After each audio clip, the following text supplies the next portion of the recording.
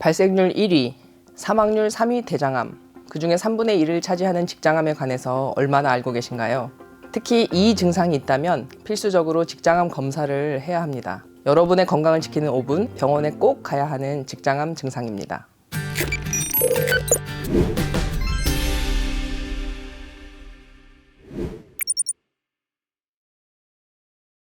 안녕하세요. 서울대 보라매병원 외과 신룸입니다. 대장은 결장과 직장으로 이루어져 있고 항문과 닿아 있는 아랫부분이 직장에 해당합니다. 이 직장에 암이 발생하는 것을 직장암이라고 하고 전체 대장암 중 3분의 1을 차지합니다. 흔히 직장암이라고 하면 완치율이 낮고 항문을 없애야 하는 암이라고 알고 있습니다. 하지만 빨리 발견하는 경우 완치율은 90%에 달합니다. 그만큼 빠른 진단이 중요하겠죠. 그럼 어떤 증상이 있을 때 병원에 내원해야 할까요? 첫 번째는 항문 출혈이 있을 때입니다. 배변 후에 휴지에 피가 묻거나 혈변이 확인될 때죠. 두 번째는 급격한 체중 감소가 동반되는 경우입니다. 45세 이상의 연령에서 나타났을 때 더욱 의심할 수가 있습니다.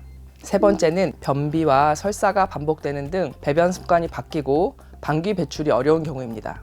이는 모두 몸에서 보내는 이상 신호이기 때문에 직장암이 아니더라도 반드시 병원에 내원하여 증상의 원인을 찾는 것이 중요하겠습니다. 이 중에 특히 항문 출혈과 배변 습관의 변화가 있으신 분들은 바로 병원에 내원하시는 것을 권고드립니다. 항문 출혈이 있으면 무조건 직장암인 걸까? 하고 걱정하시는 분도 계실 겁니다.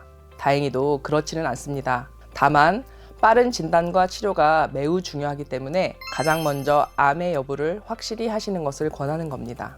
항문 출혈은 다양한 원인으로 나타날 수가 있습니다. 흔히 치질로 알고 계신 치핵, 항문이 찢어지는 치열, 용종, 개실출혈, 드물긴 하지만 최근 급격히 증가하고 있는 염증성 대장염, 또 방사선 치료 이후 직장 내 염증이 원인이 되기도 합니다. 이 중 가장 흔한 치핵은 배변 시 충격 완화를 위한 쿠션 역할을 하는 혈관 조직이 항문 밖으로 튀어나오는 건데요. 힘을 줬을 때 항문 밖으로 무언가 튀어나왔다가 들어가거나 혹은 들어가지 않기도 합니다. 사실 항문 출혈이 있다고 해서 모두 위험한 것은 아닙니다. 거듭 강조드리지만 검사를 미뤄 암을 놓치거나 염증성 장 질환으로 인한 장 손상을 막기 위해 검사를 통한 원인 확인이 필요한 겁니다. 가끔 치핵으로 인한 출혈량이 많아 빈혈이 심해지고 이로 인해 위험해지는 경우도 발생할 수 있어 출혈량이 많은 경우에도 병원을 빨리 찾아야 합니다. 직장암의 가장 근본적인 치료는 외과적 치료인데요. 하지만 모든 암이 그렇듯 직장암도 병기에 따라 내시경 절제술, 외과적 수술, 그리고 항암 치료, 방사선 치료 등 다양한 방법이 적용됩니다.